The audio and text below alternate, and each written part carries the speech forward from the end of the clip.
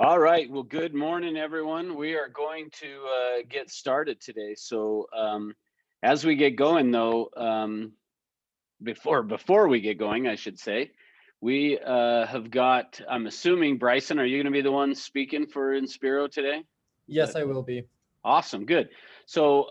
We've got Bryson Harper from Inspiro. He's in charge of the marketing and things for Inspiro. And so he's going to take a few minutes as we get started here to just kind of introduce himself a little bit, tell you, I don't know what you're going to tell us. So whatever you decide to tell us. Yes, thank you. Sorry that none of our loan officers could show up this morning. They're all in a different meeting at the moment, so I decided to step in for them. My name's Bryson Harper. If you ever work with any of our loan officers wanting co-branded materials or whatnot, I'm usually the person that's going to be creating that or helping with that. And as we speak, we're getting a lot more materials for you guys. I just wanted to mention one important change that happened last week with FHA loans. They took out some wording in their policies that now allow for DACA status individuals to be able to get FHA loans. I'm going to attach some flyers that you guys can use and send out to that audience.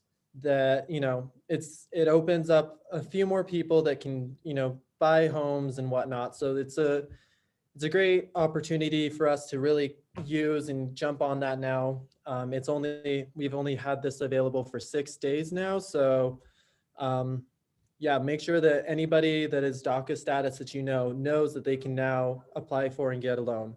So and as well, if you do want to contact your loan officer that you've been working with, or if you haven't worked with one, come down and meet one. We can get personalized flyers created for you as well that you can send out with your information on there. So Awesome.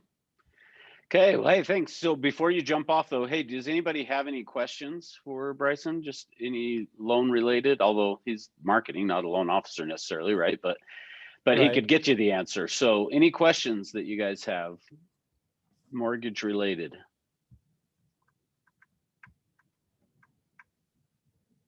Guess we'll take that as a no. That's okay. Thank you so much. Okay, awesome. Thanks for being on. All right, hey guys, so we're going to continue what we had talked about yesterday, and I'll just do a little bit of a reminder of what we were talking about yesterday as we get going this morning. But before we do that, any questions for me in terms of what we had talked about yesterday? And while I'm waiting to see if anybody has any of those questions or anything, then you can, if you'll throw in your first and last name and which office you're in the chat box, I would appreciate it. I know a bunch of people have already kind of started to do that, but the rest of you, if you'll put in first and last name and the office that you're in, that would be appreciated. So perfect. Okay, well, hey, here's what we're going to do then. So we're going to continue what we had talked about yesterday. And really kind of the main thing that I want to hit on with you guys today on that, in terms of reminding you what we had talked about yesterday, is what the whole point of yesterday's class and what we're going to talk about today is nobody is going to make a decision to buy, or nobody is going to make a decision to sell their home until crystallization has occurred.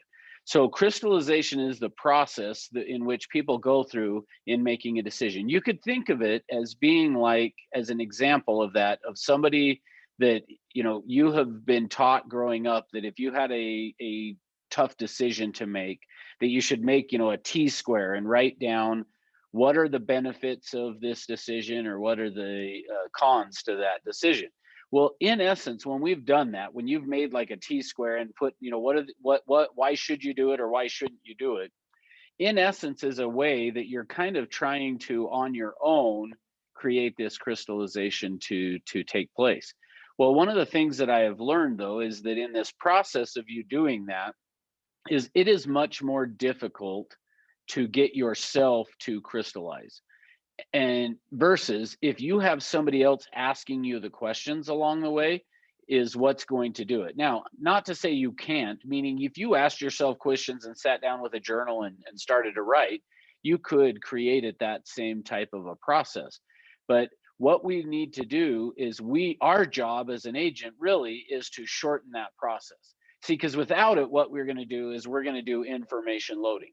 And information loading looks like you go out and show properties, and then you go out and show properties, and you go out and show properties. Most people don't have a process that they use in which to make that take place that is going to help them get it to happen in a more timely fashion.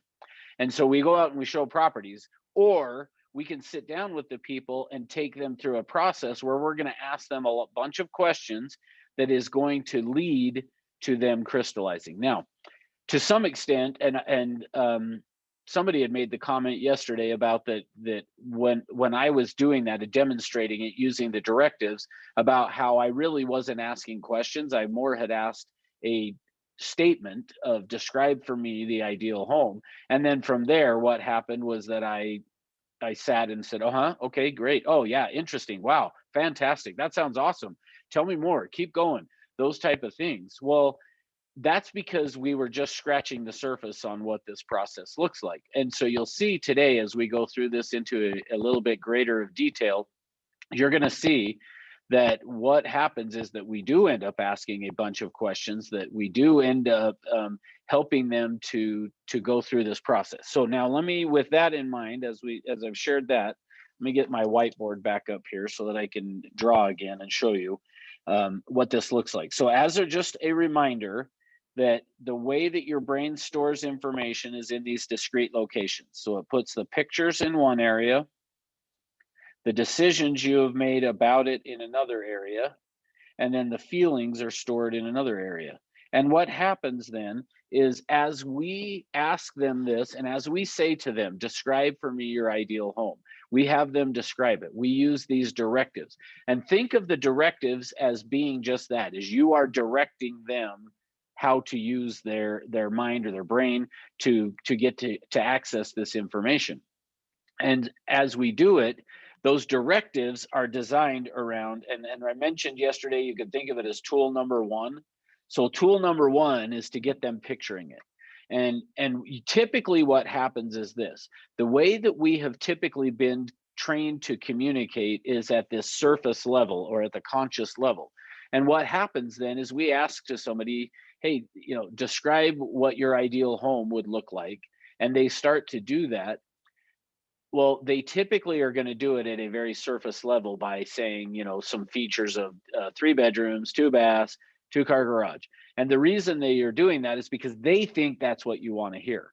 And it is not until we say, hey, you're doing a great job, I'm getting a clear picture, that we give them some type of an affirmation of what they're saying, some positive feedback as to what they're saying, and then say, tell me more, or keep going, say more about that.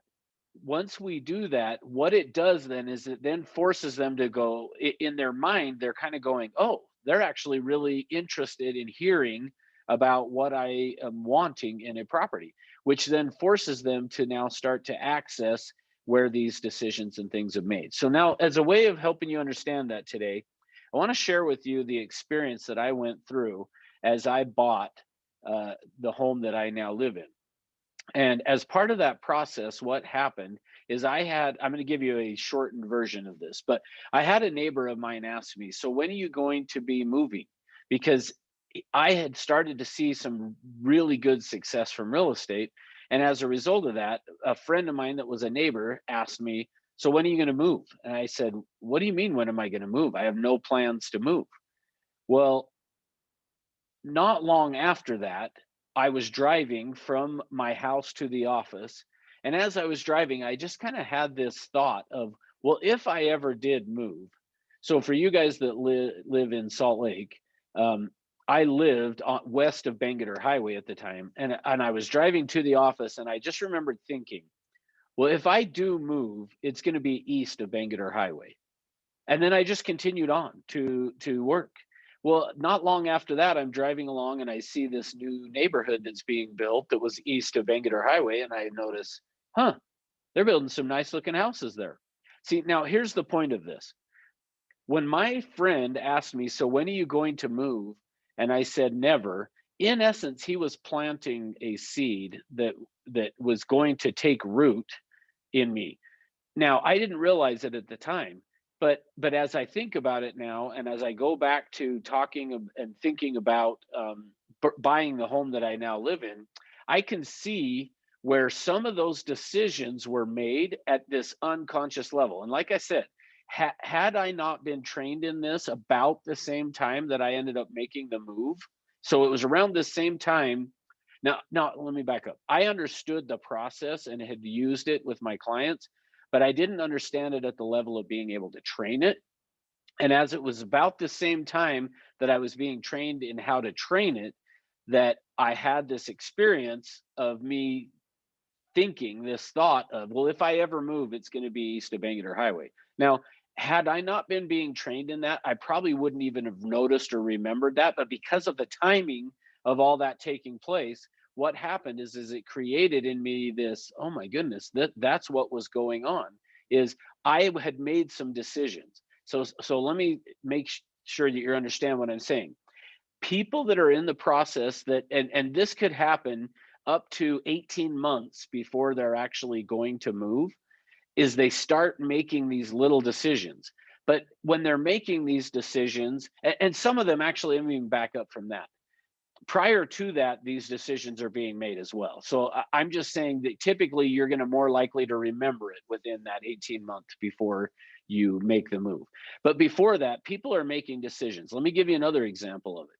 So I've lived in my house for 20 years, and it was not long after I moved in. We had the home built, and not long after we moved in, I remember I was standing at the kitchen sink doing the dishes with my wife and I. She's like, "I will cook. You don't ever have to cook, but you get to do the dishes." And I was like, "Done," because I don't like cooking. So I'll gladly do the dishes. So I'm standing there doing the dishes the one time, and I notice, hey, in our old house, we had a light that was right over the sink so that when you were doing dishes, you could see really well. Well, I remember having the thought and tucking that away of, well, the next time we build a house or the next time we buy a house, I'm going to make sure that we have a light over the kitchen sink, because for a long time I didn't have it, and it was a pain. Well, we decided a number of years ago, about 4 or 5 years ago, we remodeled our kitchen. And in the process of that, I said, hey, when we have the contractor here, we're having him put a light in over the sink, which we did. But those are the types of things that happen. Is what happens is, as people are living in their house, they're making decisions about, hey, my next house, I need to make sure to remember this, and I got to do that. Well, they tuck those things away and aren't really conscious of them, even though the information is there. So now remember, I said yesterday to you that what happens is that people will say, I don't know how to explain it, but I'll know it when I see it. Well, that's part of where this is because this information gets stored down here in these discrete locations. And so they're not conscious of it because it's in discrete locations. Well, as we take people through the process and we say to them, okay, describe the ideal home, what's going to happen then is they start to describe it, but they have to then stop and think. It forces them to think, which then creates this scenario where they now start to dig down into these other areas to access the information. And our job is to facilitate that, is ultimately what we're talking about today. Okay, so now with that in mind, keep this piece in mind as well that I mentioned yesterday. So I'm still somewhat recapping from yesterday to make sure that you remember. So from yesterday, we talked about we tend to communicate one thing when we actually mean something else. So let me explain a little bit better of what that means. We communicate one thing, but we mean something else. Well, I mentioned to you yesterday this idea of, or this morning, excuse me, this T-square kind of a thing. So think of it this way: is we communicate one thing, we communicate in terms of features, is what the way that people will tend to talk to you about a property, is they're going to talk about features. And those features though are not, it's not the feature that they're buying. Now, there's still significance to the feature to some extent, but it's not the feature they're buying. So let me give you an example on that. On this home that we bought, I had mentioned to you guys, I think I did yesterday, that my wife initially wanted to buy a 1 acre lot. I didn't want a 1 acre lot because I didn't want all the work that goes with it. Yet I did want a space that we could go out and play catch with my sons and, play baseball, those type of things. Well, so here's what happens is early on in the process, I was saying, yes, I want a 1 acre lot because I thought that that's what I would want it in order to be able to go out and play catch. Well, over time though, and in the process of us buying the home we're in, I would say it wasn't the 1 acre lot that I wanted. It wasn't the feature. What I wanted was the benefit of that feature. So we talk in terms of features and benefits, but when people are describing to you what they want or they're thinking about what they want to buy in a home, they usually are going to do it in terms of the features, but it's not the feature that they want. There's actually a benefit to that feature is what they're looking for.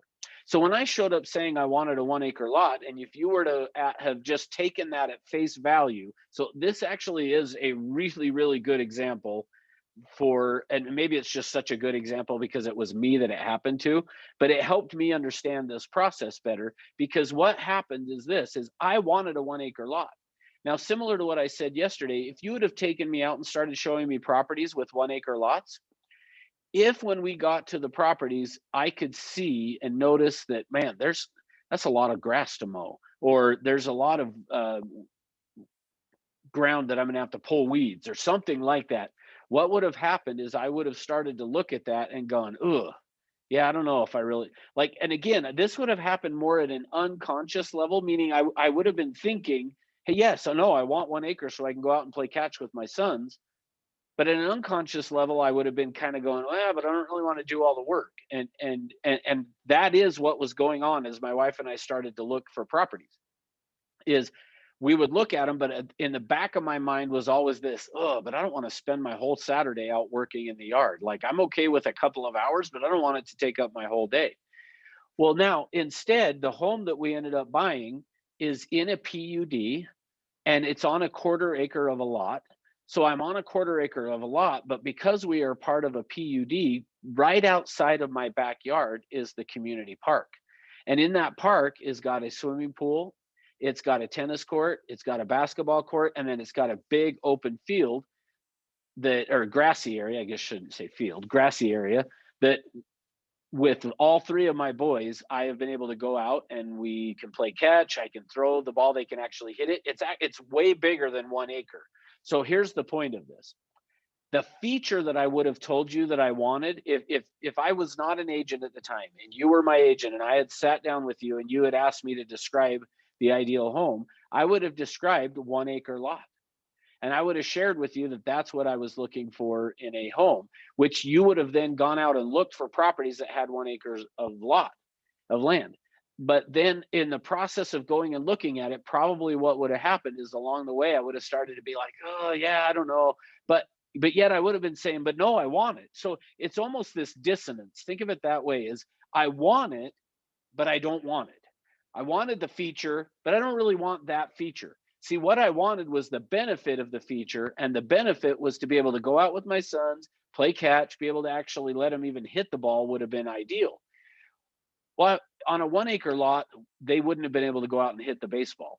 Yet over at the park that's right outside of my backyard that we can walk out of the house and we're there, I can do that. Now, so here's the key with this. They start by talking and telling you the features that they want, but it's not necessarily the feature, it's the benefit to that feature is what they're looking for. And once they understand that, so now here's the key. See, for me, once I understood it was not the 1 acre that I wanted, it was the convenience of being able to just go right outside of the house and play catch with my sons or throw the ball and let them hit it. That's what I wanted. It was having the basketball court to go out and play basketball. And here's the thing, on a 1 acre lot, you're not going to probably get a tennis court, a basketball court, and enough grass to go out and play baseball. See, so it wouldn't, even though I was saying that's what I wanted, it wasn't necessarily going to meet the benefit. Now, instead, I found this. See, it meets my benefit, but it's a different feature. And so hopefully what you're starting to see from what we're talking about is that the feature is there to provide a benefit. And what's most important is the benefit, not the feature. If you can meet the benefit with a different feature, they'll do it. So remember yesterday I said to you that people will say buyers are liars and sellers are storytellers, and it's not true. That it's not true that buyers are liars. What it really boils down to is we don't communicate in a way that gets to the benefit to figure out what it is they're trying to accomplish with that feature.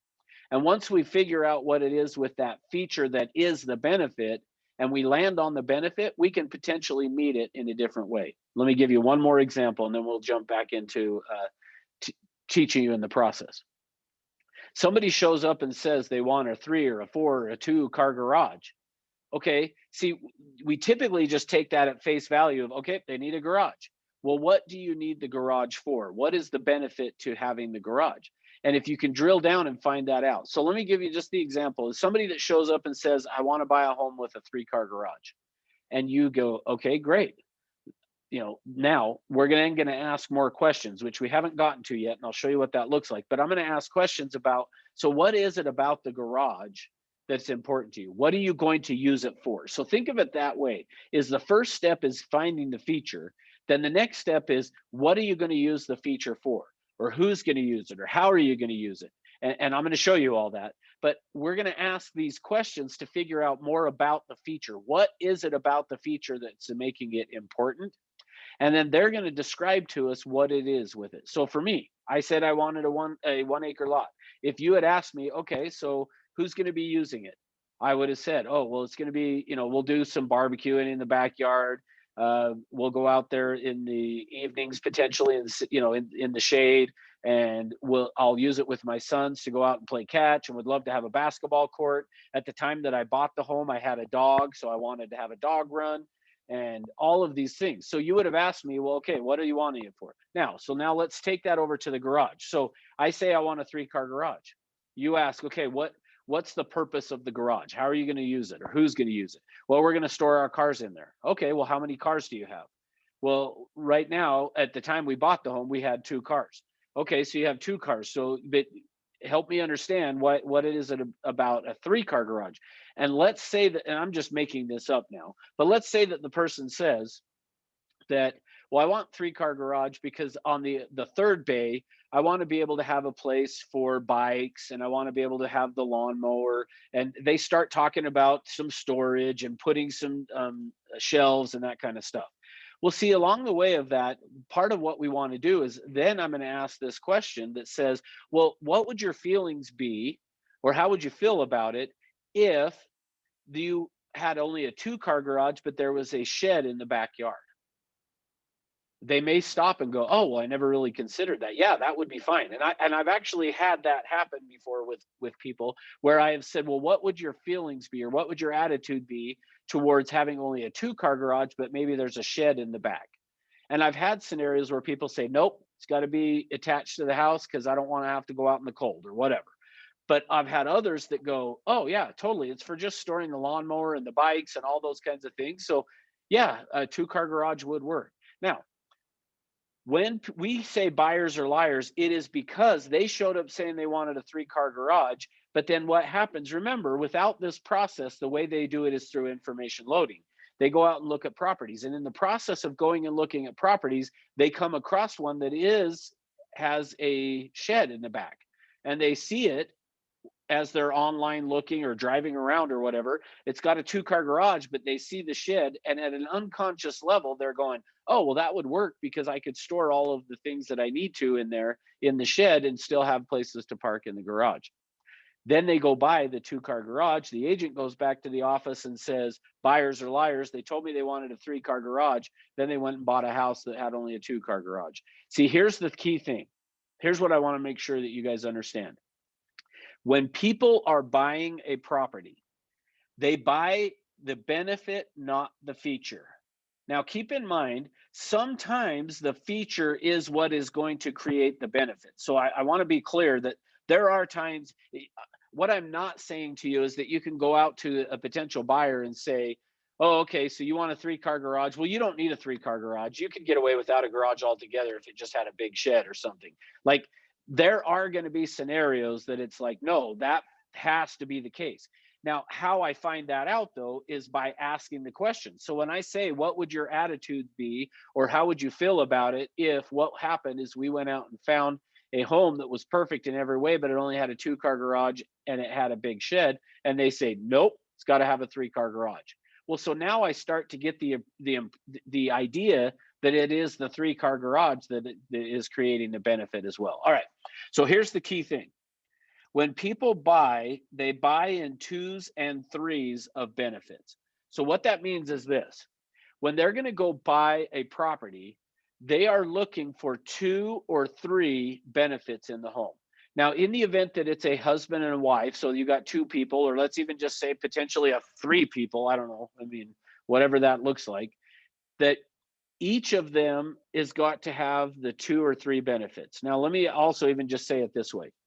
The decision makers of the property, whoever that is, you are going to have to find 2 or 3 benefits that meet their needs, or they won't buy. See, that's what happens when you come across a property and you have shown it to, let's say, a husband and a wife, and you go out and show it and she loves it. She wants to write an offer and he's like, oh yeah, I don't know, I'm not sure, it doesn't work for me. What is happening is it meets her 2 or 3 benefits, but it only meets maybe 1 of his. And so that's why he's resistant on it. So what we've got to do is we got to go find a property that has 2 or 3 benefits. Now, sometimes people will, because we get into the detail of this, sometimes what'll happen is agents will say, well, man, you're almost creating an impossible task. And here's what I guess that I would say is, we're not creating anything different than is what is already there. Meaning, if you didn't understand this process and you go out and you are showing properties to people, what is happening is this anyway. The same thing is happening. It's just typically going to be happening in a longer time frame, because you usually are going to have to show more properties before you get them to the point that they're willing to make that decision. Now, hopefully that makes sense of what I am saying with that. But it is no different by taking somebody through this process than by not taking them through the process. And I hope that you're understanding what I'm meaning by that, because without taking them through the process, they're still got to find the 2 or 3 benefits. They just don't know what they are. And so they're going out and looking at the properties without knowing what those benefits are going to be. So hey, hang on one sec, guys. Are you wanting to, no, not necessarily, but you want to come say hi to my class at least? Sure. All right. Yeah, I get going early. So, all right. So I'm just gonna, let me change the sound here so that they can hear you. Where's it at? And I'm gonna stop my screen share for a minute here, guys. All right. I got Crystal here. Hi, I'm shorter. North Star Title. Oh yeah, sorry, here, I'll do this. Hi everybody. I just wanted to come in and introduce myself. I'll be here on Tuesdays and Thursdays during peak training. I just want to let you know though that Title is here to help answer any questions you guys have. Russ will give you my contact information. So if you have any questions, whether we're holding the listing or helping you with the buyers, if you ever have any questions, I'm here to answer them. Or if you need help pulling information on a certain property, also can do that for you as well. So please feel free to reach out. And like I said, I'll be here on Tuesdays and Thursdays, and Russ will send you my contact info. But I just wanted to hop on and say hi, everybody. Okay, cool, thanks. All right, awesome. Hey, so that's for the people in Utah. You guys that are in California, that would help you out there. So, okay, keep going here. Apologize for that. Okay, so we're looking for 2 or 3 benefits. The downside to me stopping the screen share is it also clears my whiteboard. But we're looking for the 2 or 3 benefits for the potential buyer when we're out doing that. And they're going to find that in the property or they won't buy. Now, here's what tends to happen. What you have seen so far in this process, what happens is this, is we ask them to describe for us the ideal home. And as they do that, everything they give you becomes really important. And what we're going to do, which we didn't talk about yet, but I'll show you now as well, is what we're going to do is we're going to have a piece of paper that I'll give you that looks something like this. And what we're going to do is, as we have them describe the property to us, what we want to do is we want to be taking notes as they're talking. And every feature that they talk about, we're going to just write it in one of these boxes. So let me just say, for example, they start to talk about the kitchen. Now, you can develop your own shorthand of how you want this to look. But what I'm going to do for me is, if they were talking about the kitchen, I just put kit. That way that as they're talking, I just know for me, that's what it means. You develop for you what you want it to be.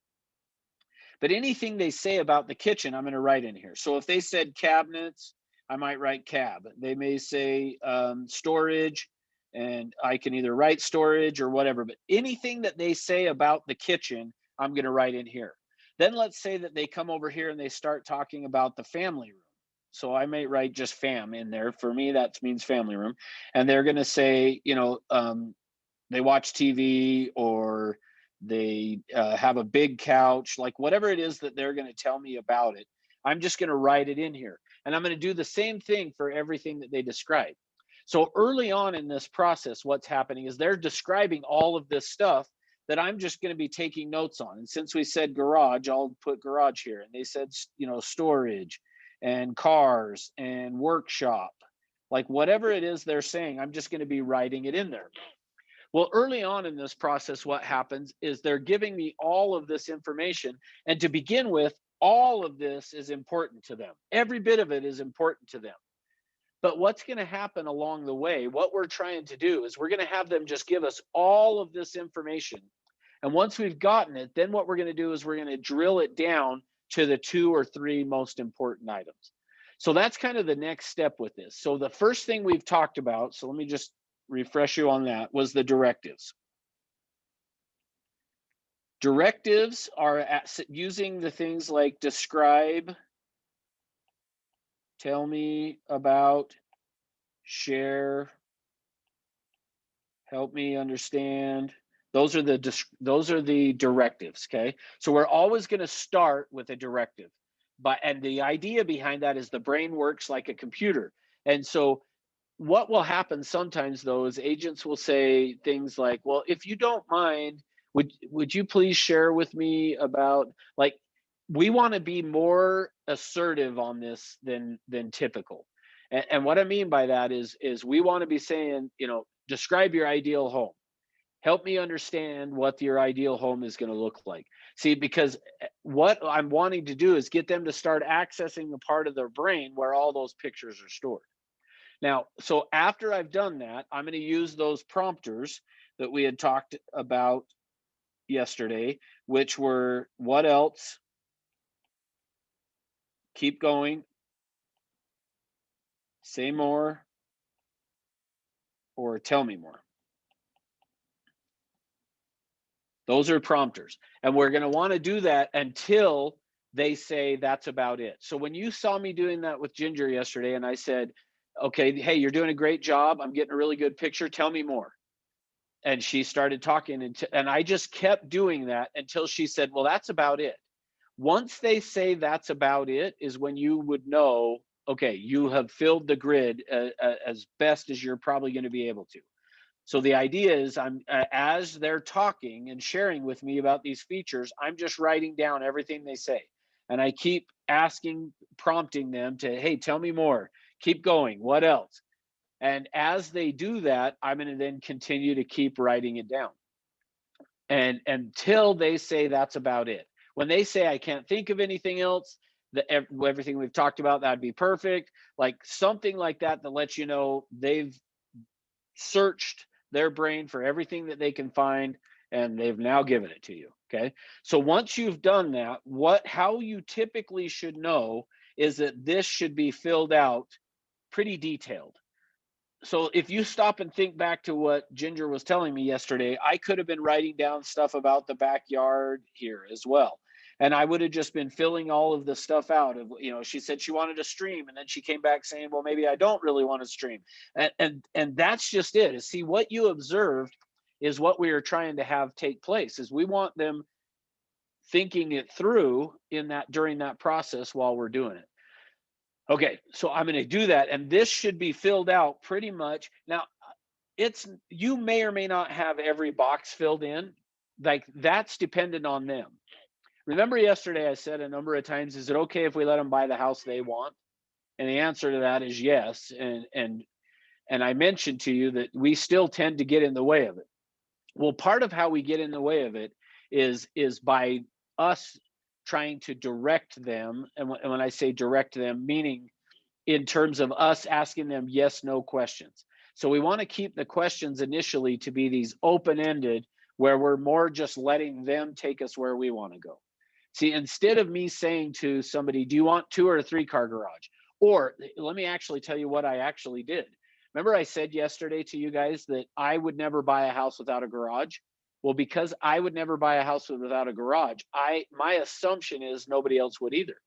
So one of the questions I would always ask to people would be to say to them, how many car garage do you want? Or I would say things like, do you want a 2-car or a 3-car garage? See, if you give people the options like that, they're usually going to choose from one of the options. Let me show you what I mean. Now, some of you may have heard me do this before, but if you have, please don't participate. Don't ruin it for everyone else. If you have not, then I need everybody that hasn't heard this before to participate with me on it, okay? I'm going to ask you a question, and I want you to unmute and answer, or you can throw it in the chat box. Either way, but I want everybody to answer unless you've participated with me before.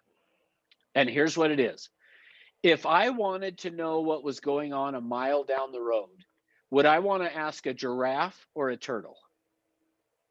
So everybody answer. If I wanted to know what's going on a mile down the road, should I ask a giraffe or should I ask a turtle? Okay, I have one giraffe. What about the rest of you? There's another giraffe. Giraffe.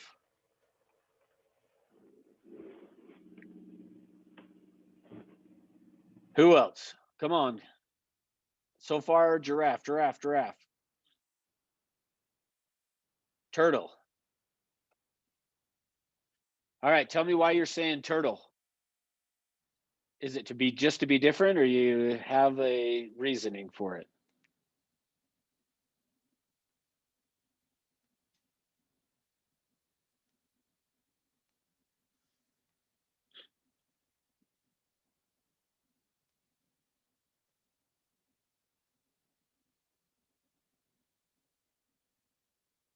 All right, I'm waiting to see.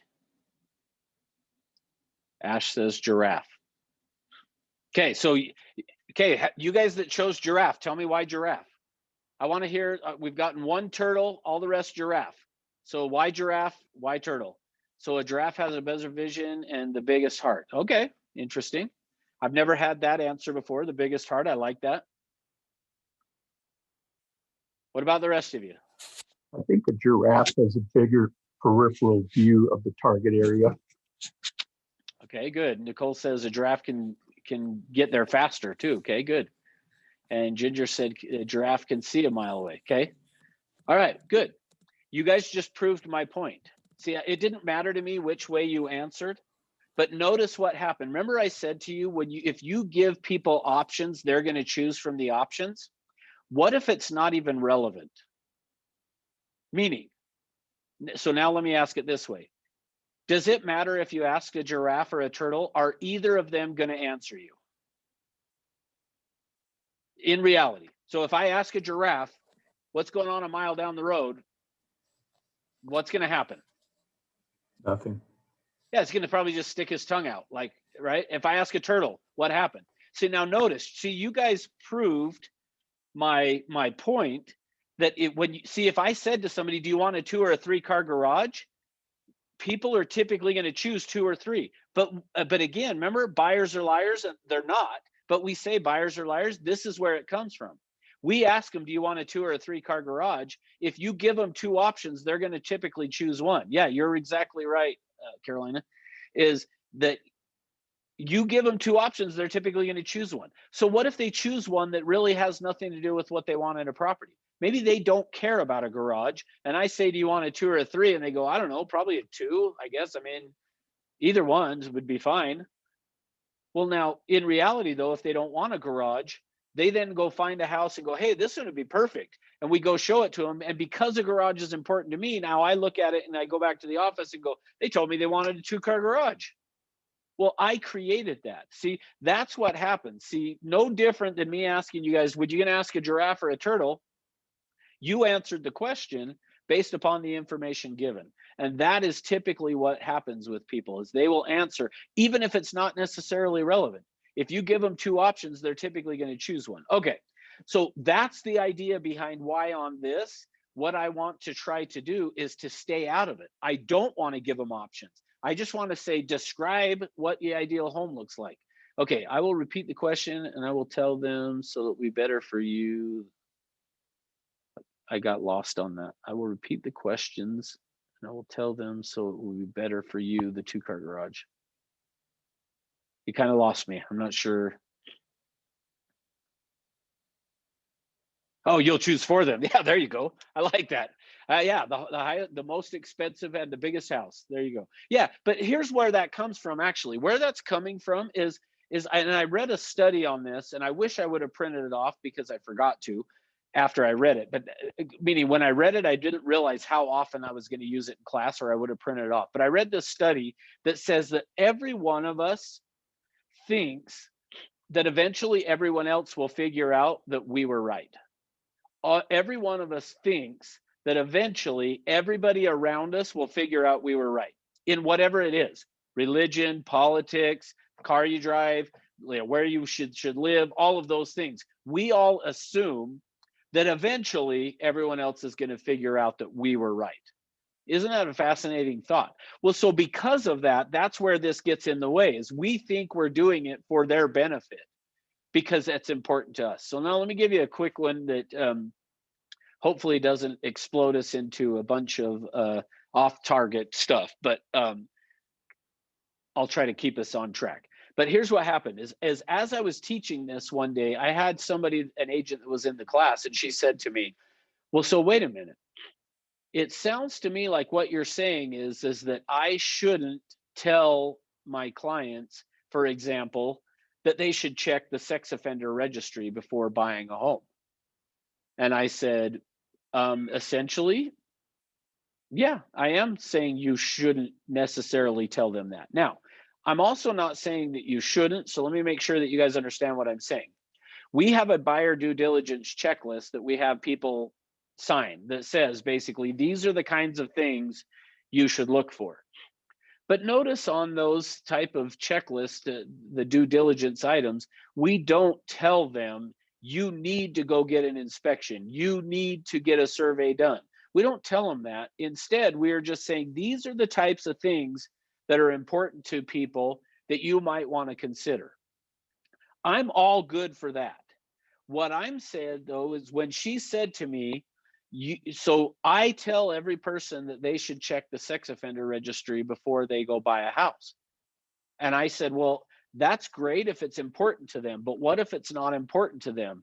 You could potentially be creating a problem that's, and here's where, again, the agent's thinking, well, because it's important to her, she's thinking eventually they'll figure out that I was right and they'll be grateful that I told them to do that. Well, here's the question though. Is it possible that there is and I'm not trying to, like I said, take us derail this class, but is it possible that there's a sex offender that lives next door that just hasn't been caught yet? And so they're not going to show up on the registry. So meaning that they go buy a house and next door is a sex offender that just hasn't been caught yet or hasn't manifested yet. I don't know what you'd want to call it. And the answer to that, of course, is yes, that's possible that could happen. So again, I don't want it to sound like I'm saying we shouldn't use our expertise to try to help our clients. I'm not saying that. I'm just saying we should first find out what's important to them and then use our expertise to help guide them in the right direction. And it's no different than, let me give you one other one that's not as maybe polarizing, is this. I had a guy that he lives in my neighborhood. He's an appraiser, but he also became a real estate agent. Well, because he's an appraiser and had now gotten his real estate license, he came through my training program. And in this class, he brought up and said, hey, so let me ask you a question. I've got a buyer that I was showing properties to, and they found the home that they like and they want to buy, but it is right on, and again, for you guys that are in Salt Lake will be somewhat familiar with this, it's right on 7,000 South. And he said, and I told them that they should probably not buy that house because, hang on one second here, I gotta do one thing. But he said, I told them that they shouldn't buy the house, and that his reasoning behind why they shouldn't buy the house was because as an appraiser, if a home was on sitting up that way to where it was close to a busy road like that, hopefully that is making sense what I'm saying. But so the home would sit there on a this busier road sideways. So it wasn't like facing it, but it was sitting there on this busier road. And as a result of it being there on this busier road, he said to them, if I were you, I would not recommend you buy this house because it's going to lose value over the next little while because they were going to be widening this road. And so he was now convincing this client that they wouldn't want to buy this house because of the fact that it would sit sideways to this road that was going to be widened from a 2-lane road into a 3-lane road. And I said, yeah, you shouldn't tell them not to buy the house. And he said, well, but I just feel like that's in my best interest, or excuse me, their best interest for me to tell them that, because I know that as an appraiser, I'm going to give that a lesser value once that is a 3-lane road versus a 2-lane road. And I said, okay, but do you think that they don't realize that it's on a road like that? And he said, well, no, I know they know that it's kind of a busier road, but they probably don't know that it's going to be widened. And I said, well, I find that hard to believe that they don't realize that, because having driven by it, so I knew which house he was talking about. I said, having driven by that and noticing them building those houses, they had the setback on that for the side of the house way far set back to where it was clear, like they're probably going to be widening the road. So I said to him, you should probably just make sure that they understand that, hey, that it looks like the reason they have the setback where it is for your property line on this is because they're probably going to end up widening the road. Let them decide if that's a big deal or not. Now, again, like I said, some people will look at that and go, yeah, but if you know, you should tell them. But here's what I've found. Here's the key. What I have found is usually the reason you're going to feel that passionate of telling them that is because you wouldn't buy it. Remember, is it okay if we let them buy the house they want? Here's what ended up happening. He convinced them not to buy that house. He initially told them, hey, if I were you, I'd be concerned because the property value is not going to be there. Like, you're going to lose value on the home. But here's the truth. The builder who was building the house priced it lower because of that. See, so they were going into it with the same percentage reduction that probably they would have to give when it comes time to sell it. So they were actually getting more home for their money because of that, if that makes sense. So just kind of keep in mind, our job is not to convince them necessarily, but our job is to provide information.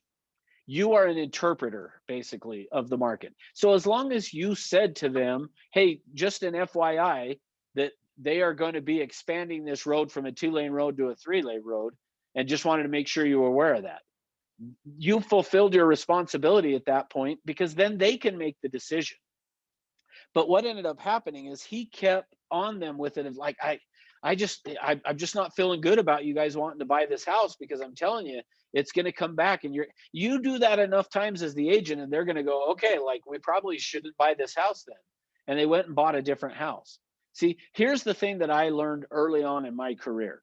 There is a house out there for everyone. Meaning, sometimes we will look at a house that's in a location that we are like, I would never buy it. And maybe most of the population wouldn't ever buy it. But there is a buyer for that house out there that is going to go, yeah, it works perfect for me for whatever reason. Maybe, let me give you a quick example of where I learned this. Is my first broker was a horse guy. I almost said a horseman, but then that would, I don't know, maybe that's the correct term, but he had horses. And I was talking to him one day early on, and I had the opportunity to go list a house that was on a busy road. And I remember I said to him, it's like, I'm just a little nervous though. Nobody's going to want to buy it when it's on a busy road. And he said, well, is it zoned for horses? And I said, yeah. And he said, then I promise you, there are people that are going to want to buy it. And I was like, really? And he said, well, yeah, because if you have horses and you've got the horse trailer and all that, you don't want to have to go driving throughout a neighborhood and stuff. It is better to just be right there to have the access.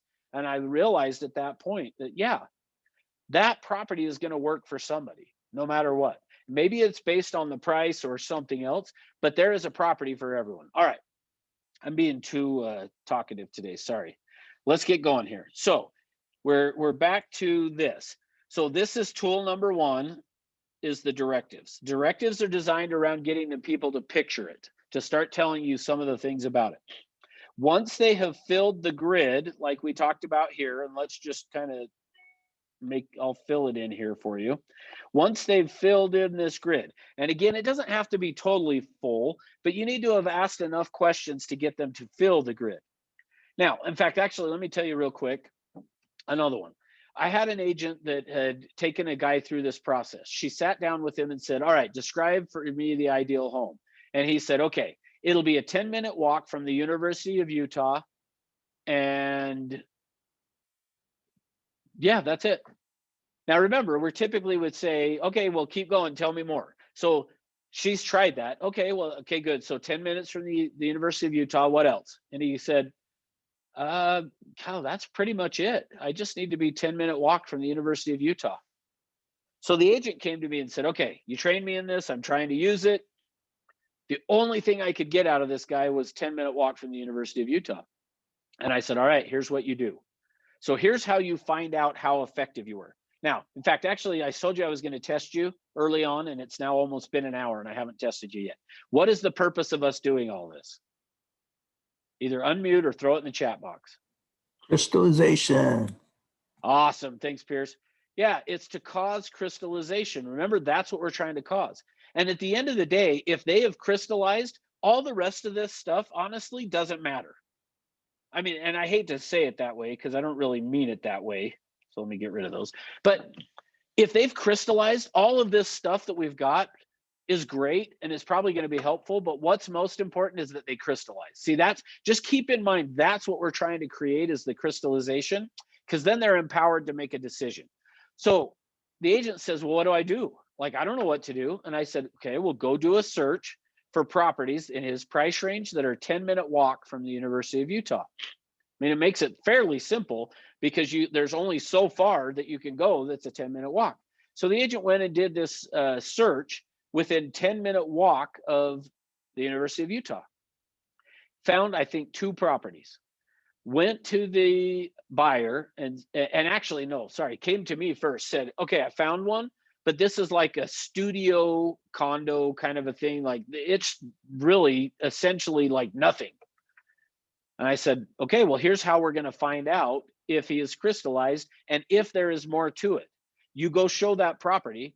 And if you go show it and he buys it, then he crystallized and you're good. If he doesn't, then you need to say, okay, help me understand what didn't work. And here's how I like to approach it. When I go show somebody properties, and if they don't want to buy one of those 3 or 4 properties that we go look at, then what I'm going to do is I'm going to ask them and I'm going to say, I don't want to waste your time. Remember yesterday, the 3 top complaints?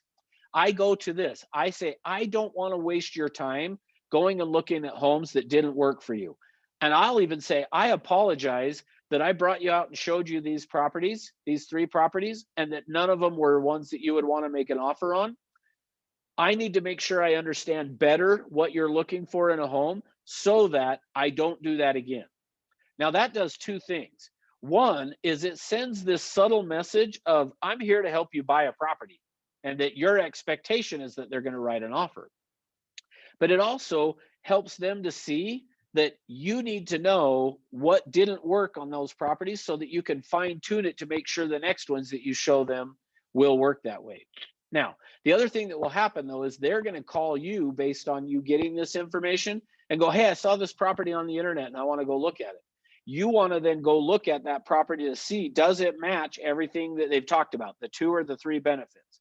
If it does, great, go show it to them. If it doesn't, you want to call them up and say, hey, the reason I didn't show you that property, the reason I haven't brought it to your attention is because and then you're going to list off, you mentioned that da da da da da, and this property da da da da da, therefore I didn't think that that would work for you. Has something changed?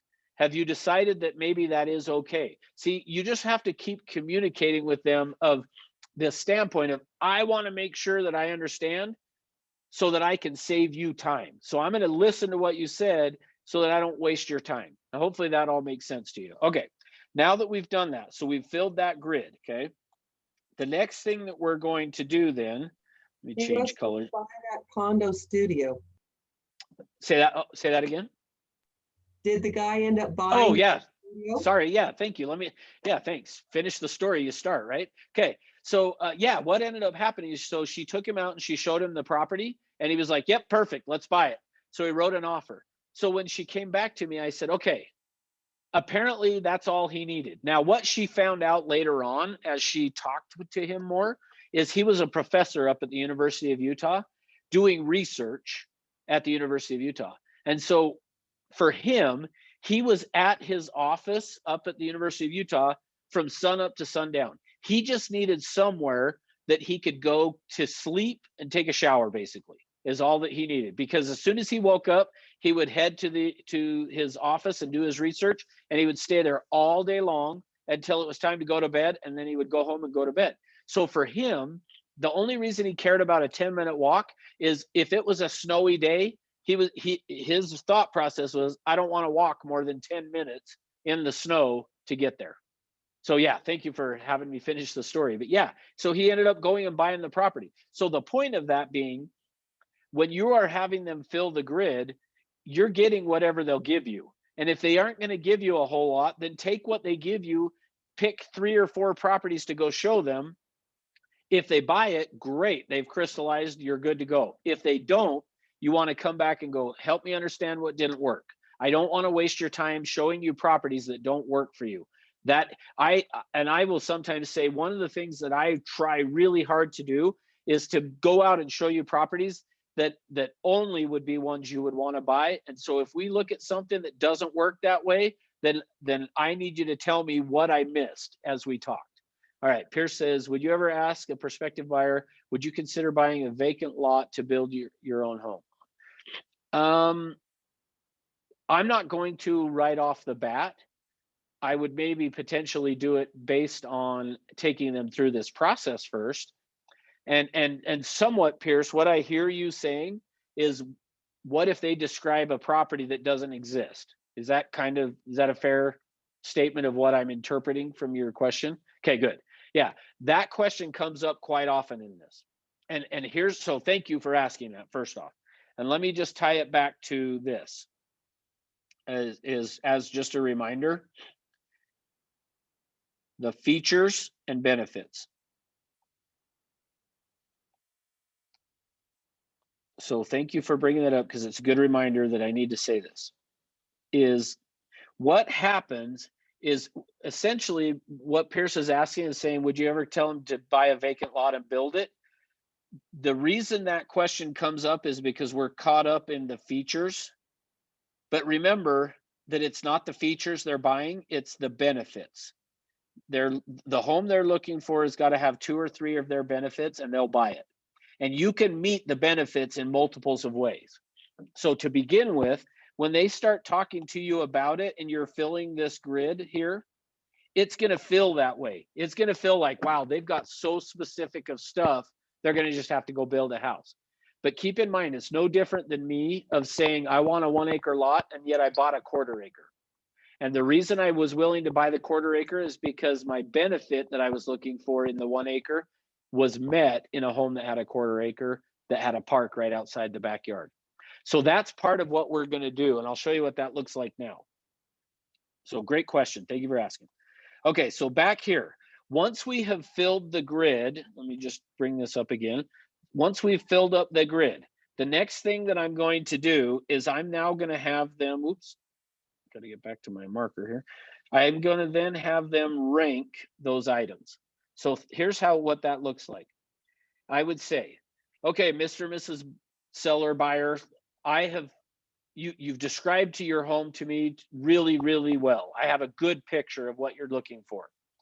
of all of these things that we have talked about, what are the 2 or the 3 that are most important?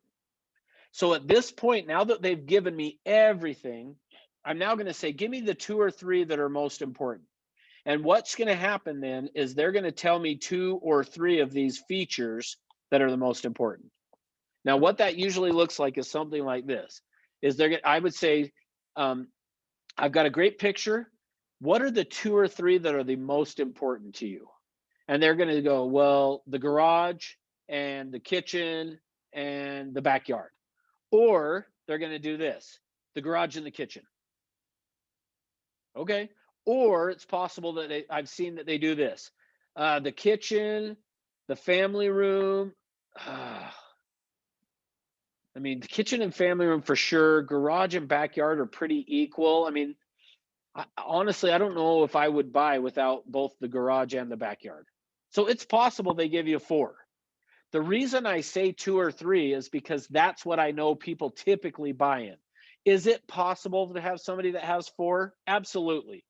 But I have found it's more likely that there's 2 or 3. But if they gave me 4, then I'll take 4. Because remember, they're in charge, you're not. So I'm asking, what are the 2 or 3 that are most important? They're then going to identify for me. So let's just say that they said the kitchen was number 1, the garage was number 2, and the backyard was number 3. So what I'm going to do then is when they do that, I'm going to first just circle the one that they're talking about. So they say, so let me show you what I mean. They said kitchen, garage, backyard. Great. Of those 3, which one is most important? So now notice, what I'm trying to train you guys in and show you is how not to lead people. So how to lead people, but leading them in a way that works for them. So I notice that I didn't say what's the most important, which one's number 2, which one's number 3, because what if there are only 2, but I say give me the 3, give me 1, 2, and 3. So notice I stay kind of vague. I say give me the 2 or 3 that are most important. So they then give me 2 or 3. Once they've given me however many they give me, now I'm going to number them. Now's when I'm going to go back and say, okay, which one is number 1? Which one's number 2? Which one's number 3? If they only gave me 2, I'm going to say, okay, which one is number 1? Once they tell me which one is number 1, so in this case, we're going to go with kitchen, okay? Now what I'm going to do, so let me bounce back over to here. Now what we're going to do is I'm going to go over here now to tool number 2. So now we're going to get to tool number 2. Tool number 2 is what we call modifiers. Modifiers are going to be who, what, when, where, how questions. Now notice I left one off. What did I leave off? Why? Yeah, notice that I left why off. So of these modifiers, we're going to use who, what, when, where, and how. We're not going to ask why questions. So here's the next step of this. So now that I have identified back here that kitchen is number 1, the first thing I'm going to do then is I'm now going to come over here to these modifiers. And I'm going to ask on this 5 to 7 questions that either start with a who, what, when, where, or how. So let me show you what that looks like. So here's typically how I would do it. Is if we're talking about the kitchen here, okay, what I'm going to do now is essentially I started off with another directive. And here's what I say. I'm going to say, okay, Mr. and Mrs. Buyer, picture yourself. Now notice this is still a directive actually, even though it's not starting with a describe for me or share with me, whatever. By me saying, picture yourself in the kitchen and tell me what you see. See, I'm actually instructing them to access the part of their brain where the pictures are. Picture yourself in the kitchen, tell me what you see. So that's the first step on these modifiers. Is what I'm going to do is I'm going to have them picture themselves in that feature. In the garage, in the backyard, in the family room, in the basement, in the storage shed, whatever it is. Picture yourself there tell me what you see. They're going to then start to tell you what they see from that. Okay. As they've told me what they see, then is when I'm going to now start to ask questions that are this. So now, usually we're going to do 5 to 7 of these questions. So 5 to 7 of these, any combination. So meaning if you wanted to ask 5 what questions, you could do that, or 7 what questions, or 7 how, or where, or who. You can ask any number of these that you want, but you need to be asking typically somewhere in that 5 to 7 range to get them to start to crystallize. Now, again, just making sure that you understand where this is going on here is this. Remember the brain here, we got the pictures in one area, the decisions in the other, and the feelings down here. This is tool number 1. This one's tool number 2. This one's number 3. So we're now on tool number 2. Tool number 2 is to get them to access the part of their brain where all the decisions are stored. Okay. So that's why when I say, so I said, picture yourself in the kitchen. Tell me what you see.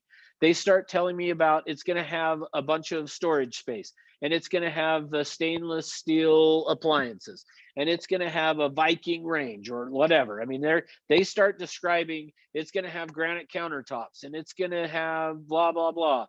Whatever they tell me, I just want to really be listening to it so that once they stop talking, I can say, well, now, who's going to use it? Who's going to be using the kitchen? Well, they're going to then tell me who uses the kitchen. You mentioned tons of cabinet space. So what I'm looking for typically is this. When they're describing it, hopefully what you guys have picked up on so far in what I'm training you is if somebody says that it would have lots of windows or big windows, hopefully what you've learned so far about our communication is big windows mean something different to you than it is going to mean to your buyer or seller. And so when they say it needs to have big windows, one of the modifiers that I want to ask down here is I want to ask the question of, hey, okay, you mentioned that it was going to have big windows. How big, so this would be a how big are big windows to you? Basically, what does a big window to you mean? Because see, the problem is, again, this is where we get ourselves in trouble. They say they want big windows. You know what it means to you. So you go look for houses that have your version of big windows when their version might be different. Now, let me tell you how I learned this. How I learned this was, and I wish you guys could see the room here, but I'll do my best to explain it to you. Well, you can kind of see it, right? I don't know. It's okay. I had somebody, a lady that she said she wanted a big kitchen. And I said, okay. So again, anytime somebody says big or a lot or anything that way, I'm going to have them define it. So she said she wanted a big kitchen. And I said, okay, you mentioned a big kitchen. Tell me how big a big kitchen is to you. Now, a lot of times what they'll say is this, well, I don't know how to describe it. Meaning, I don't know how to tell you dimensions of the kitchen. When they do that, I will say, okay, in relation to this room that we're in, how big would the kitchen be? That's how I like to do it is, hey, in relation to the room we're in, then tell me that way. Because I don't need the exact dimensions, but in relation to the room, what would be a big kitchen? Now, each of you has a different version of your mind of what a big kitchen looks like, what it means to you. See, and for me, I know that, and I learned that from this scenario. I said, what does that mean to you? And she said, well, I don't know dimensions. And I said, well, in relation to this room then. And she stood up and we were in a fairly decent sized conference room as we were doing this.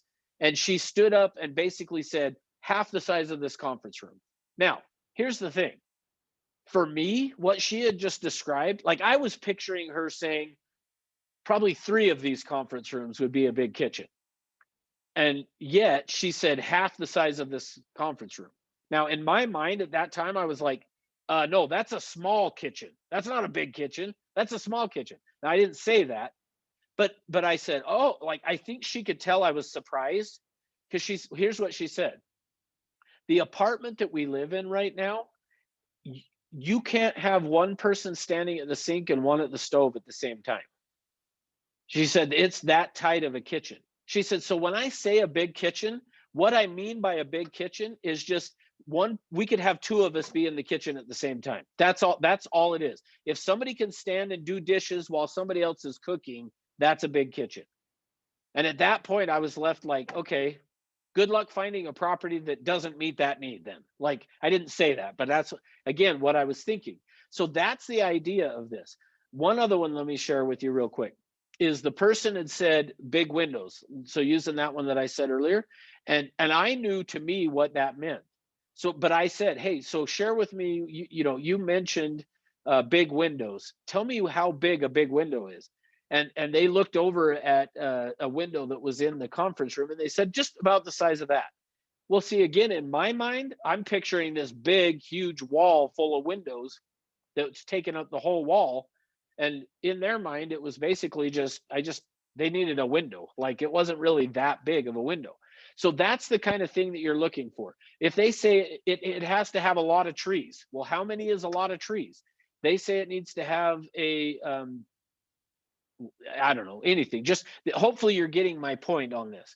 On these modifiers, we're just going to ask more questions to figure out who's going to use it, what are you going to be using it for, when do you use it, where will it be? So that would be another one. On the kitchen, I would just say to the person, when they describe this kitchen, I'd go, okay, great. So you mentioned in terms of the kitchen, where in relation to the rest of the house is the kitchen going to be located? Now, sometimes they'll say, oh, it doesn't really matter, in which case, it doesn't really matter. But if they say, oh, I want it to be facing west so that I can look outside while I'm doing the dishes and watch the sunset. Okay, well, now that changes things a little bit from it doesn't really matter. Or they may say, well, the kitchen needs to have I don't want there to be a view from the front door of the kitchen.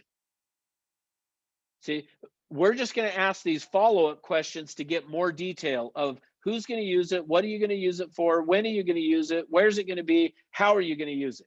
And we need to ask typically, the reason I say 5 to 7 is I have just found agents don't ask enough questions. So you got to ask more questions than you think you need to ask to get them to crystallize. And by asking who, what, when, where, how questions is how we're going to get them then accessing the part of their brain up here where the decisions are made. Now, once we have done that, so I've asked the 5 to 7 questions, what I should be able to do then next is go to tool number 3. Now let me pause though real quick and make sure you guys understand the process of what's going on.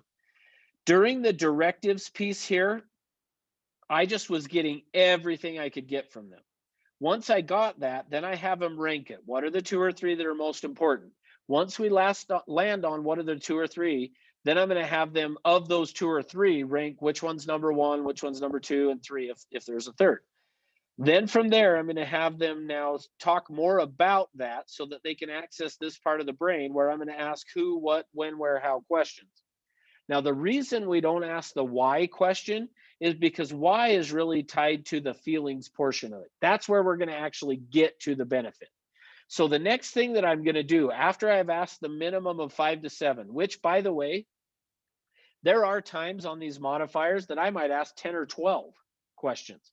I'm going to ask enough questions for me to understand what's important to them and to make sure they really are picturing it and that they have thought through these things.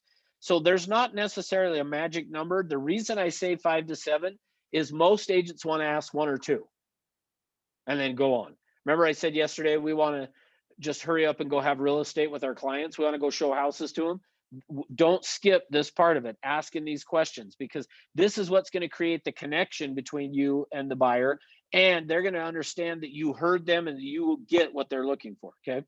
All right. So once I've done that, now remember at this point, we're still only over here on the kitchen. So we're on still the first feature that we were talking with. What I'm going to do next then is from here, I'm going to go to then tool number 3, which I'm going to just draw a line like this, and we'll go over to a new page here. And I'm going to start tool number 3 up here. Tool number 3 now is going to be what I call the tag.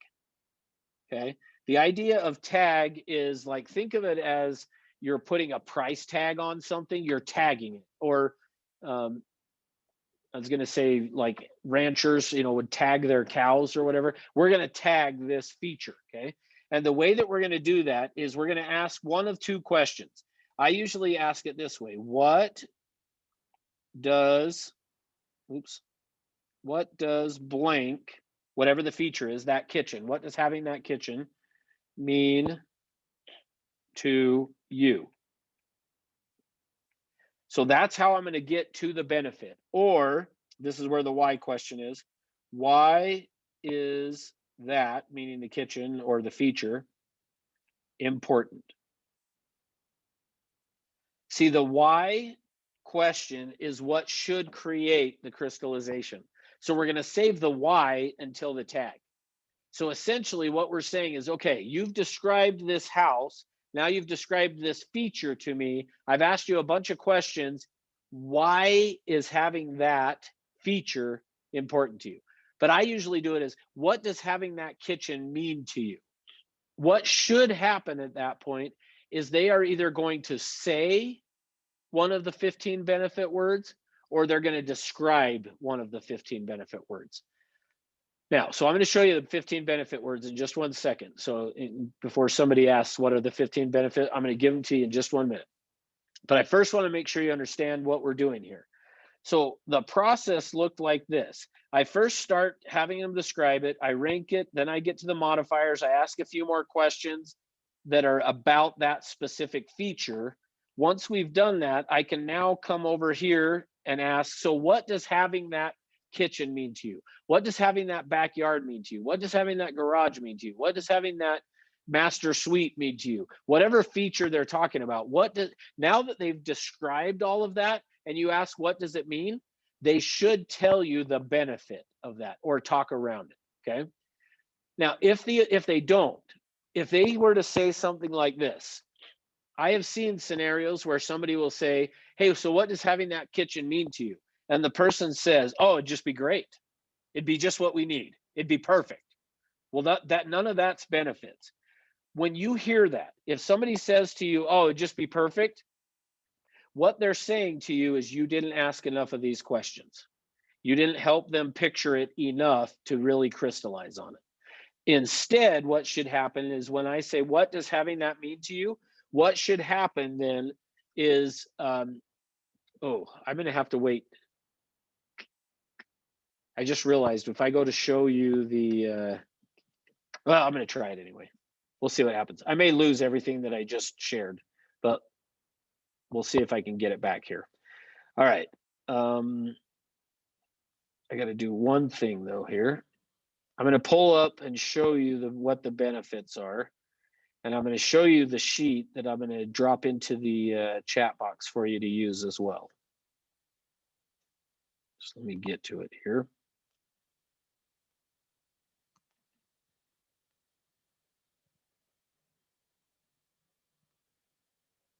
Perfect. Okay.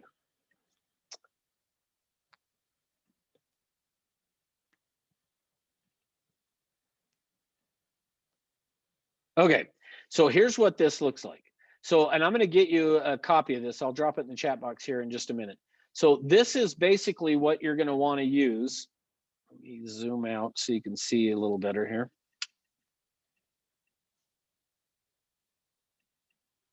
Except for it's not zooming for you guys for some reason. Let me stop the share and try it again here.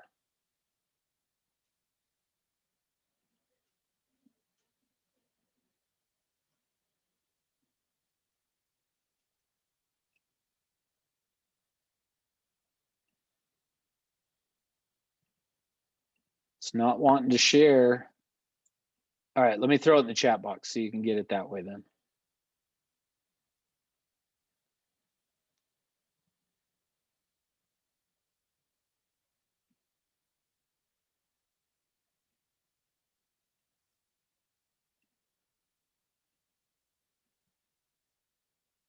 All right, for you guys that are not on a phone, you should be able to get that.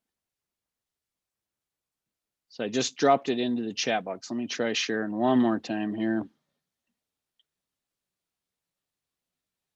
Ugh, I don't know why it's doing this.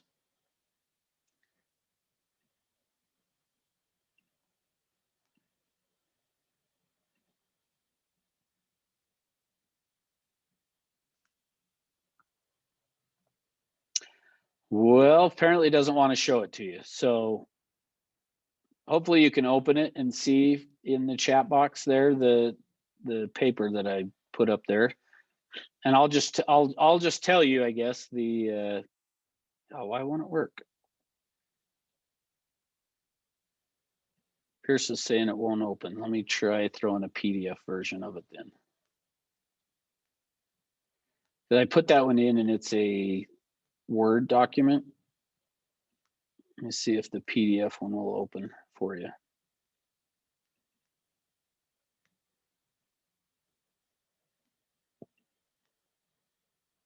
That PDF one, though, actually does not have the benefits on it.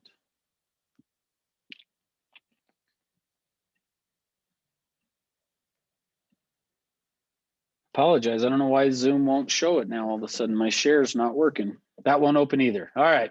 Throw your email address in the chat box and I'll send you this after class then.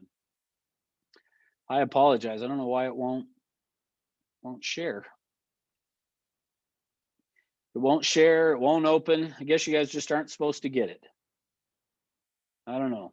All right. Well, all right. Well, I'm just going to give them to you then. So let me give you what the 15 benefit words are. And then I'll send this to you so that you have it as well. So here's the 15 benefit words. The first one is comfort. Think of comfort as being creature comfort. So somebody that is talking about a sense of ease is what the first benefit is. So if they're talking about a sense of ease, that's going to be comfort then, okay? Convenience is number 2, and convenience is about ease of use. So comfort is a sense of ease. Convenience is about ease of use. So yesterday when one of the things that I know for me in terms of me buying a house that I look for is convenience. And so yesterday when Ginger was talking to me and asking me like where I wanted to live and those type of things, and I had said that I wanted to be somewhere central, close to freeway access, is the benefit I was looking for was convenience. So it's not necessarily the location, it's just convenience. So as long as in my mind, it is a convenient access to things, then I'm good, okay? Next, number 3, safety. Safety is about physical safety. It's about someone's physical safety. So having a fenced backyard, you know, to keep out predators or something, that would be about the safety. Next is security. Number 4 is security. Security is peace of mind. Now, growing up as a kid, my dad was a pharmacist and he owned his own pharmacy. And I remember occasionally at night when the phone would ring, he'd stand up and answer it. And he would say, "Oh, I got to run out to the pharmacy. The burglar alarm's going off." Well, notice we don't call them burglar alarms anymore. The reason they call them a security system is because the idea behind that is to give you peace of mind. So security is about peace of mind. So let me say that differently. Sometimes you might have a mom that wants a fenced backyard, and as you talk about it, the reason she wants it is she wants the kids to be able to go outside and play. Well, then you would go, "Oh, okay, so it's safety." Well, it's safety for the kids, but what does it do for the mom? It gives the mom peace of mind. So the fenced backyard for the mom is really security, not safety. Safety is physical safety. Security is peace of mind.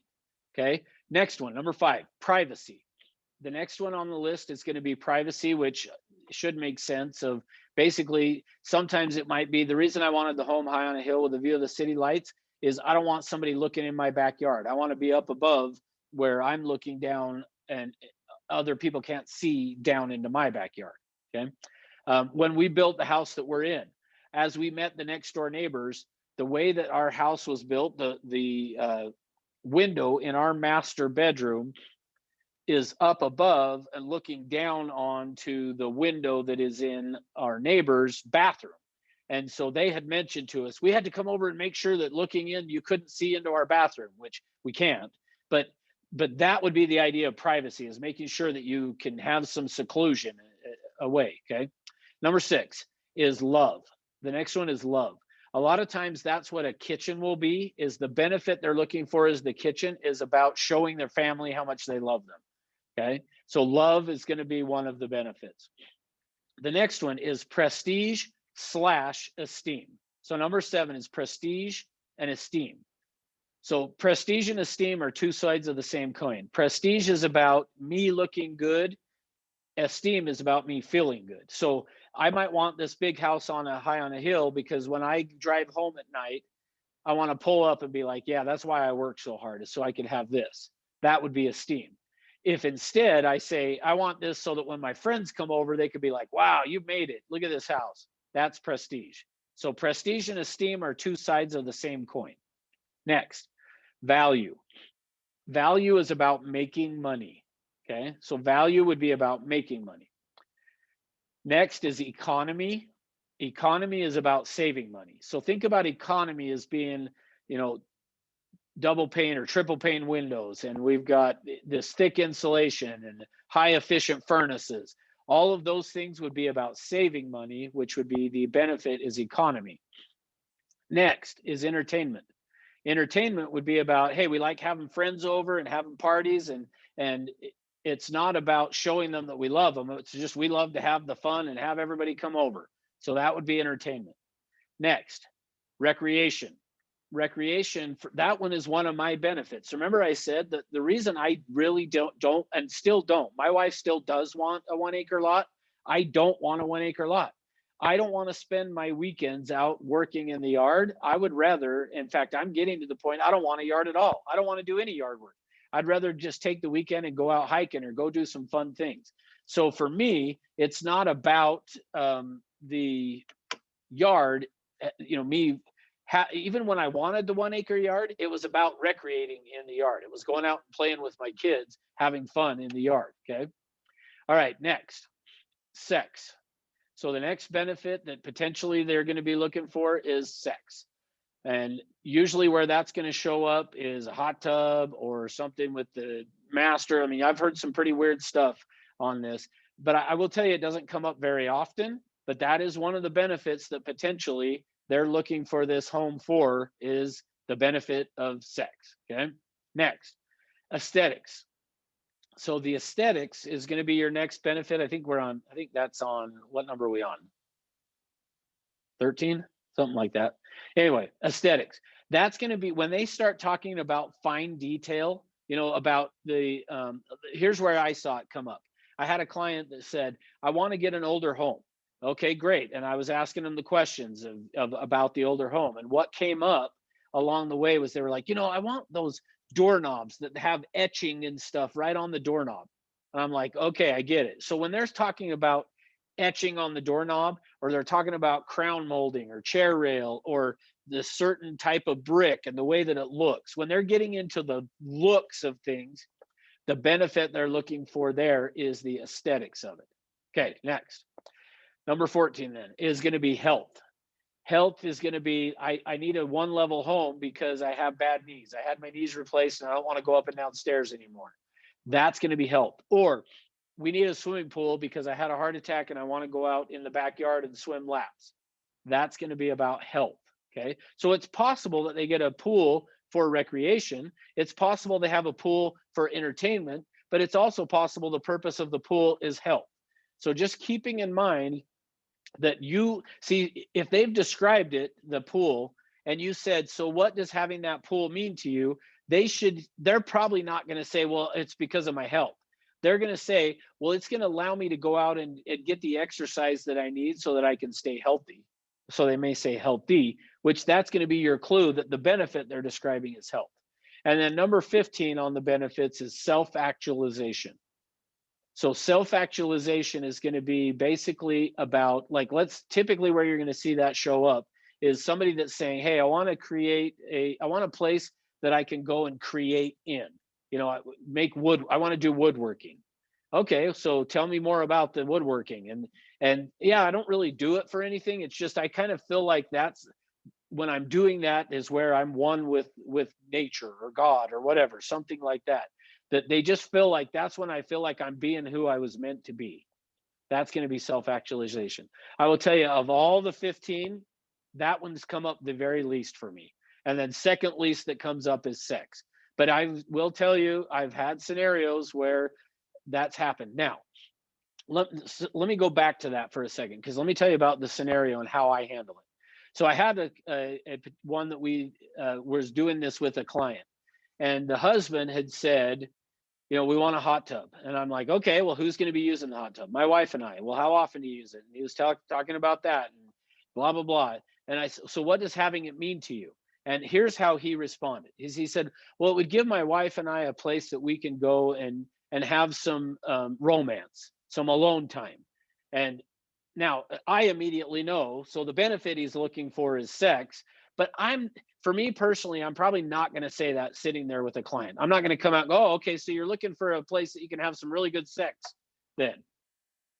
I mean, that's just not me. I'm not going to say that. So instead, how I handled it was this, is I said, okay, so it sounds like what you're looking for is a place for you and your wife to have some alone time where you can really connect and spend time together. And he's like, yeah, exactly. Well, clearly I knew what that meant. So on my paper that I had written down, I would have written down sex, but I'm not going to probably say that to them, meaning I understand that's the benefit they're looking for, but you don't have to say it. Same thing sometimes with guys, like a guy would talk about wanting to have this man cave and being able to go down there and invite his buddies over, and you're asking him, so what does having it mean? Well, it'd be awesome because I could just, you know, bring my friends over and I can take care of my friends and we can have a good time together. Okay, well, so that could be about entertainment, but it also could be about, hey, I love my friends and I want to, like, you're probably not going to say to a guy about a man cave, hey, so the reason you want this man cave is so you can show your friends how much you love them. Like, they're probably going to be like, well, I wouldn't call it love, but like, yeah, hanging out. So just kind of for you guys to understand on these benefits, you don't have to actually say the exact word, but you do need to know what it is that they're describing. There we go. I figured if I tried it again, maybe it would come up. So here's what this sheet looks like. You'll notice at the top, I've got the permission written up there. Here's the grid you're going to fill in, and then here's your benefits. So now that I've gave you all of them, now you can see them. But ultimately, that's what we're trying to do, is to land on one of these 15 benefit words. Now, the reason for that being is, let me just make sure to tie it back and ensure that you guys are understanding. People buy in 2s and 3s. So they're looking for 2 or 3 of these benefits. Yeah, I'm still going to send it, Pierce, for sure, because I want you guys to have this. And what I would recommend is that you use this as your master that you're going to print off, you know, your master sheet that you're going to use to print off for your use. So I'm looking for, though, as they're describing and they're getting into these things here, as I'm filling the grid up here, what I'm really trying to do is distill it down to one of these 15 benefit words, so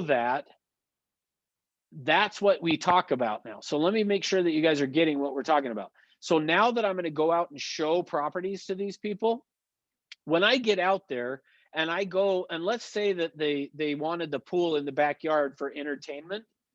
When we go out and show the property, I don't talk about the pool. Don't talk about, once you land on a feature, don't talk about the feature, talk about the benefit. So when I get out there and I'm talking to them about the pool, I'm now actually just going to really talk about the entertainment, them entertaining. So instead of saying, does this pool look like it would work for you? What I'm going to say is, does this backyard look like a place that you could do the entertaining that we talked about? See, stick to the benefit, because it's the benefit they're buying, not the feature. So tying it back again to me, with me talking to you and saying about wanting the 1 acre so I could go out and play catch and stuff. When you go to a property, what you would have wanted to be saying to me is, this look like a place you could go and recreate with your kids, that you could go play catch? Does this yard look like that would work for what you had envisioned? See, we aren't talking about the yard, we're talking about the benefit, because it's the benefit they're buying, not the feature. And that's why, again, and I didn't say this, I don't think. Let me stop the share here and pray that it'll give me the whiteboard, but it didn't. So, all right. What you're looking for is the benefit that they're trying to buy, not the feature. And so think of it this way. So I've drawn this horribly a couple of times now. I'll draw it horribly one more time for you. Features and benefits, okay? Think of it this way. Features have a price tag, benefits do not. There's no price tag associated with the benefit.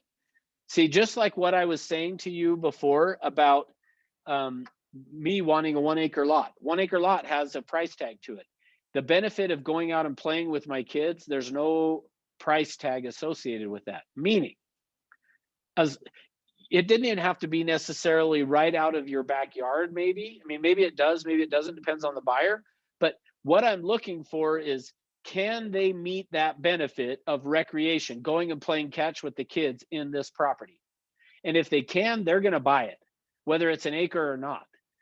Because again, that's where I would ask them during the, when we were in the modifiers piece, the who, what, when, where, how questions under modifiers, I'm going to ask them, how would you feel about a property, or what would your attitude be about a property that wasn't 1 acre, but it had a park next door? See, by asking those type of questions is when they go, yeah, that would work. No, a park would work. Or they say, nope, I want it to be my yard. I want to be able to go put a pitching mound in the backyard, and I can't go do that at the park. See, that's how we figure this stuff out to land on the benefits. But it's the benefit they're buying, not the feature. If they can meet the benefit in a different feature, they'll do it. Now, let me say one last time on this. Features have a price tag, benefits don't. You can find benefits in any price range. See, if somebody shows up and says they want a pool, but the price that they can afford of a home won't allow them to get a pool, but they're looking for that benefit, here's what I will tell you. They're not going to buy until they get the benefit. So they're going to figure out a way to get a benefit. Maybe you have to go help them buy a townhouse or a condo that has a pool because they can afford that, and now they get access to the pool. Or again, you think outside of the box and say, what would your feelings be if we found a property that didn't have a pool, but the community pool was within a reasonable range? It was across the street or next door or within a block. I mean, like whatever it is, you're going to have to just ask the questions. That's how we get them to the point of figuring out they don't have to have this exact feature because it's the benefit they want. All right. Now, so back to, let me just real quick draw this out again. So we filled the grid. We've got all this information in here. We then ranked. We then did the modifiers up here that we talked about. Then we came down and did the tag. The tag was, what does having blank mean to you? Or why is that important to you? Which they should then say the benefit, right? So then at that point, we should land on the benefit, or sometimes I will call it the key need that they have, okay? But once I've done that, and remember this one was number 1, and then I don't remember where number 2 was, but let's just say that was number 2. Then I'm going to take number 2 on their list, and I'm going to go do the modifiers, the 5 to 7. Then I'll come back down here again to the tag. What does having that mean to you? And then I land on the benefit. Then I would go up here to number 3. Oops. Then I go up here to number 3. Once I've gotten number 3, I'm going to do the modifiers. We'll just say the modifiers are here. I'm going to do the tag. I'm going to land on the key need. Now I've gotten 2 or 3 of those key needs, or 2 or 3 benefits that they're looking for in a property. Now I'm ready to go out and start showing properties. So the next piece of this, and I'll send you these scripts as well, is I'm going to use this script with them. After we've landed on their 3 key things that they're looking for, the next thing I'm going to say to them, and I'm going to send this to you, so you don't need to worry about writing it down. If you put your email address in there, I'll send it to you. I am going to send, or I'm going to say, let me tell you how I work. So let me tell you, so I'm going to just say it to you the way I'd say it to them. Let me tell you how I work. I'm going to go out and look at every home in the market in your price range, but I'm only going to show you the properties that meet your needs. In my experience, I'm going to have to look at 10 houses to find one that would work for you. So what that means is that if we go out and look at 3 or 4 homes, I will have previewed 30 to 40 properties. I'm willing to do that, provided that during the time that we're working together, you will commit to working exclusively with me. And they're going to say, yeah, that's fine. Especially, I promise you, if you take them through this process, they're going to feel connected to you. They're going to feel understood.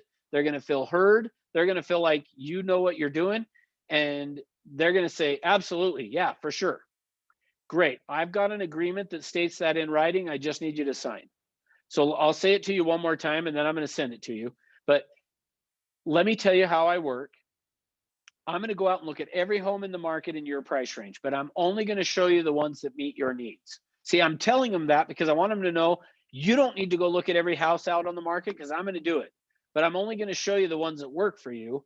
And in my experience, I have to look at 10 to find one that would work. So if we go look at 3 or 4, I will have previewed 30 to 40. I'm willing to commit my time to doing that, provided that during the time we're working together, you'll commit to working exclusively with me. They'll say yes, bam, I haven't signed the buyer broker, and we're good to go. Okay. Then after that, here's the next one that I say to them is, after I've now set an appointment to go out and look at properties, I'm going to say, hey, Mr. and Mrs. Buyer, it's important to me that we have an understanding as we go out and look at homes. We're going out to try to find you a home to buy. And I don't want to waste your time going and looking at properties that don't work for you. So after every property we look at, I'm going to ask you, do you want to write an offer on this? A no is just as important to me as a yes. So I'm not looking to push you into buying a home. I just want to make sure I'm not wasting your time showing you properties that don't meet your needs. So after every property, I'm going to ask you, do you want to write an offer? And a no is just as important to me as a yes. So when we go out and look at properties on Saturday, let's just say, make sure you come prepared with earnest money to write a check, or however we're going to do it. But because we're going out to find you a home. So now here's the key on this. The main thing, the message I'm wanting to communicate, that first, let me tell you how I work script. The message I was trying to communicate is, I'm going to work really hard for you. I want to know that you're going to commit to working with me. This script is about, hey, we're going to go out and look at properties. I'm going to ask you if you want to write an offer, but don't feel pressured, because a no is just as important to me as a yes. See, I'm telling them, I'm going to ask you, do you want to write an offer? But I'm doing it from the standpoint so that when I ask them, they don't feel pressured. So I say it by, I'm going to ask you if you want to write an offer, but a no is just as important to me as a yes. So don't feel pressured. I just want to make sure I'm not wasting your time. Now, when we go out and look at properties, we can walk out of the house and here's how I handle it. Remember, I told you I'm going to ask you if you want to write an offer. So I sometimes will even do that before we go in. Now, remember, after we get done looking at this, I'm going to ask you if you want to write an offer, and a no is just as important to me as a yes. So don't feel pressured, but I want to make sure that I've heard you properly and that I'm not wasting your time. So we go look at the house, we come out. All right, do you want to write an offer on this one? Here's what I've found. If I do that before we go in, if I just say, now remember, every one of these properties, I'm going to ask you, do you want to write an offer? Don't feel pressured. I just am going to ask because I don't want to waste your time looking at stuff that doesn't work. I don't even have to ask after that. We get done looking at the property and they go, hey, Russ, we don't want to write an offer on this. Or they go, yeah, Russ, we want to go write an offer. See, that's what I like about that script, is saying to them, after every house, I'm going to ask you if you want to write an offer. So I just want you to make a decision. I don't care if it's yes or no.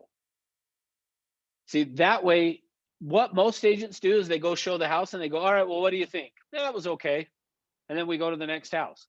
This way, I'm saying, do you want to write an offer? They either say yes, no, or maybe. And if they say maybe, then I go, great, let's go look at the next house and let's see what you think. So we come out of the second house. Do you want to write an offer on this one? Maybe. Okay, then here's how I handle it. If they get maybe. If I get 2 maybes, I say, okay, if you had to choose though, the first one or the second one, which you don't, but if you did, which one would you choose? And then they're going to tell me, well, probably the first one. Okay, good. Then let's not worry about this one anymore. Let's go to the third one. Do you want to write an offer on this one? No. Okay, so we had a maybe on the first one. We're not worried about the second one. And now the third one's a no. Should we go write an offer on the first one? Yeah, let's do it. Or they say, I don't know, we want to think about it. Okay, well, what is there to think about? Because again, I don't want to waste your time. So help me know what it is that we're thinking about so that I don't make the mistake of showing you wrong properties. All right, what questions do you guys have? Is anyone still listening? I did a lot of talking again today. I apologize, but a lot of information. Okay, yes, you're listening, or yes, you have a question. Thanks, Pierce. No questions. Okay, cool. Awesome. Okay, well, hey guys, thanks for being with me today. So tomorrow, what we're gonna do then, same time, 9 o'clock California, 10 Utah, we are going to go through the listing presentation. So I'm gonna take you through this process, but with the listing presentation of showing you what that looks like. So that's what tomorrow will be. So excited to get to be with you again tomorrow, and we'll talk to you then. Thanks for being on.